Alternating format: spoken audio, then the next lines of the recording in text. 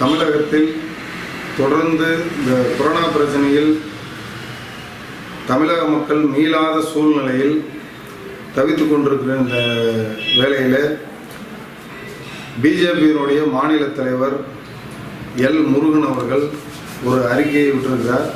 இரு சமூகங்களுக்கிடையே ஒரு சாதி கலவரத்தையும் சாதி மோதலையும் ஏற்படுத்தும் வகையில் இந்த கொரோனா பாதிப்பில் மக்கள் மீளாத நிலையில் இந்த அறிக்கையை விடுத்து ஒட்டுமொத்த வேளாளர்களின் கண்டனத்தை இன்று தெரிவித்துக் கொண்டிருக்கிறார்கள்.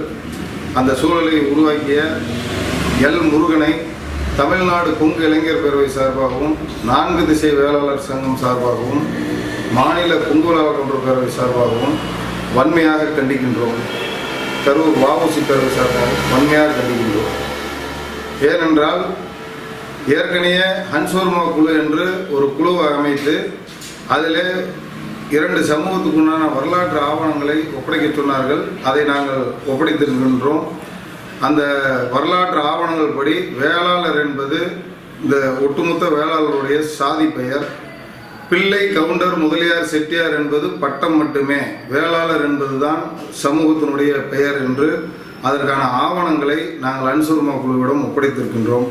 அதையெல்லாம் பார்த்துவிட்டு பிஜேபி அரசு தமிழகத்தில் கால் ஊன முடியாத சூழலில் ஒட்டுமொத்த எதிர்க்கட்சிகளும் பிஜேபி தமிழகத்தில் கால் ஊன முடியாது என்று சொன்ன அந்த வார்த்தையை மெய்ப்பிக்கும் வகையில் பிஜேபி அரசு தன்னுடைய கட்சியினுடைய வளர்ச்சியை கருத்தில் கொண்டு இரு சமூகங்களுக்கிடையே ஒரு சாதி கலவரத்தையும் சாதி மோதலையும் ஏற்படுத்தும் வகையில் தொடர்ந்து சாதியே இல்லை என்று சொல்லக்கூடிய பிஜேபி கட்சி ஒரு சாதிக்கு இந்த பெயரை வழங்க வேண்டும் என்று பாரத பிரதமரே நேரடியாக வந்து மதுரையில் கூறுகிறார்.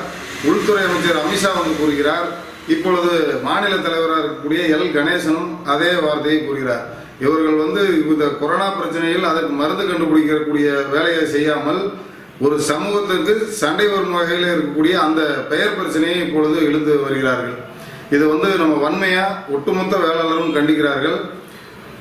இன்னொரு விஷயம், ஹன்சோர்மா குழுவில் அந்த இது கொடுக்கும் பொழுது புதிய தமிழகத்தினுடைய கட்சி தலைவர் கிருஷ்ணசாமி அவர்கள் நாங்கள் கூவத்தில் இருக்க விருப்பம் இல்லை அப்படின்ற ஒரு வார்த்தையை சொல்கிறார்.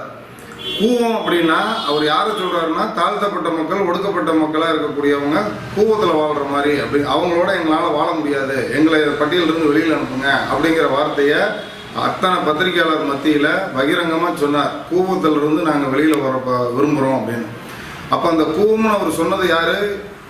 இன்னைக்கு ஒடுக்கப்பட்ட மக்கள், தாழ்த்தப்பட்ட மக்கள்னு சொல்லக்கூடிய பிரதிநிதியாக மாநில தலைவராக பிஜேபி கட்சி அறிவிச்சிருக்கிற எல் கணேசன் தான் அந்த கூவம்னு அவர் சொன்ன வார்த்தை. அப்போ கூவம்னு எல் கணேசனை சொன்ன பிஜேபி புதிய தமிழகம் கிருஷ்ணசாமி அவர் கொடுத்த கோரிக்கையை உடனே அமல்படுத்தணும்னு வந்து அரசுக்கு அவர் வலியுறுத்துறார். அப்போ அவர் என்ன சூழலில் இருக்காருன்னு தெரியல. கெட்டாலும் மேன்மக்கள் தான் சொல்கிற அந்த பழமொழிக்கு ஏற்ற மாதிரி ஒரு நாகரிகமும் ஆன்மீகமும் வரலாறும் தமிழர்களுடைய வரலாறும் தெரியாத எல் முருகனை உடனடியாக பிஜேபி அரசு கட்சியிலிருந்து விலக்கணும்.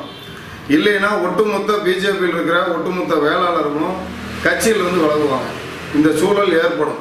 இன்னொன்று, எதிர்கட்சிகள் எந்த அளவுக்கு பகிரங்கமாக பிஜேபி தமிழகத்தில் கால் வைக்க முடியாதுன்னு சொல்லிச்சோ அந்த நிலையை ஒட்டுமொத்த வேளாளர் உறுதியாக பிஜேபியை கால் ஊன முடியாமல் பண்ணுவோம். இதே இணையதளத்தில் இந்த பெயரை வழங்கணும்னு யாருக்காக வழங்கணும்னு சொல்கிறாங்களோ அவங்களே இணையதளத்தில் ரொம்ப மோசமாக கேவலமாக பிஜேபி மயிரில் கூட வளராது அப்படின்னு சொல்லி இணையதளத்தில் போட்டிருக்காங்க. யாருக்கு பேரை வழங்கணும்னு சொல்கிறாங்களோ அவங்க எங்களுக்கு பேரை வழங்கலைன்னா பிஜேபி மயிரில் கூட வளராது அப்படின்னு சொல்கிறான். இப்படி கேவலமாக பிஜேபி பேசுகிற அந்த சமூகத்தினுடைய தலைவர்கள், கூம்னு சொல்கிற கிருஷ்ணசாமி அவர்கள் இப்படி இவ்வளோ மோசமான சூழலில் இந்த கட்சியில் இருக்கிற தலைவர்களையும் அந்த சமூகத்தையும் பழிக்கிற அவங்களுக்கு அந்த பேரை வழங்கணும்னு இந்த கொரோனா பீரியடில், இன்னும் கொரோனா பிரச்சனையிலிருந்து மீளாத இந்த மக்கள் துயரத்தில் இருக்கிற அந்த நேரத்தில் இந்த ஜாதி கலவரத்தை தூண்டுற வகையில் இப்போ இந்த அறிக்கையை எல் முருகன் கொடுத்துருக்கிறாரு. இதை தமிழ்நாடு கொங்கு இளைஞர் பேரவை சார்பாக வன்மையாக கண்டிக்கிறோம். அவர் உடனடியாக கட்சியிலிருந்து பதவி நீக்கம் செய்யணும் அப்படிங்கிறதையும் இந்த பதிவு மூலிமா நாங்கள் சொல்லிக்கிறோம். இன்னைக்கு பத்திரிகையாளர் சாணக்கியா டிவியுடைய நிறுவனர் அவர் பாண்டே அவர்கள் ஒரு பேட்டியில் ஒரு கருத்து சொல்லியிருக்கிறாரு. அதில் வந்து இது மாதிரி பல்லர், மூப்பன், பண்ணாடி, காலாடி, தேவேந்திர குலத்தான் அப்படின்னு இருக்கு.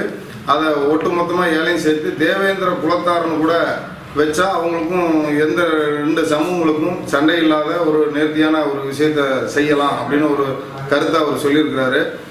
அது உண்மையிலுமே வரவேற்கத்தக்கது. நாங்களும் அதே தான் அன்னையிலிருந்து சொல்லிகிட்டு இருக்கோம். அவங்க அந்த பட்டியலிருந்து வெளியில் வர்றதுல எங்களுக்கு எந்த மாற்றமும் இல்லை. அதே போல் அவங்க இன்னும் மேன்மை சமூகமாக வந்தால் அதை எங்களுக்கு நாங்கள் வாழ்த்துறோம்.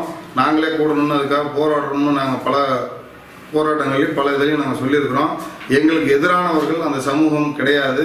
ஆனால் ஏற்கனவே இருக்கிற ஒரு சமூகத்தினுடைய பெயரை கேட்பது தான் எங்களுக்கு வருத்தம் அளிக்கிறது. ஏற்கனவே சாணார்ன்னு இருந்தது, அதை நாடார்னு மாற்றினாங்க. அந்த நாடாருங்கிற பேர் எந்த சமூகத்துக்கும் இல்லாதனால அதை கொடுத்தாங்க. அதே மாதிரி எண்ணற்ற சமூகத்துக்கு பேரை வழங்கினாங்க. ஆனால் ஏற்கனவே இருக்கிற வேளாளருங்கிற பேரில் 1000 ஆண்டு காலமாக நாங்கள் பண்பாடு கலாச்சாரம்னு அதில் கலந்து வாழ்ந்து வர்ற ஒரு மிகப்பெரிய தமிழகத்தினுடைய 4 திசையில் இருக்கக்கூடிய வேளாளர்கள் 2 கோடிக்கு மேற்பட்ட பேர் இருக்கிற இந்த வேளாளர் சமூகத்தை ஒரு 30% பேருக்காக அந்த பேரை தாரைவாக்கணும்னு பிஜேபி அரசு துடிக்கிறது. இந்த ஒரு மாநில கட்சி, அதாவது தேசிய கட்சிங்கிறதுக்கே அது கேவலமாக இருக்குங்கிறத இந்த பதிவின் மூலமாக சொல்லிக்கிறோம். நன்றி.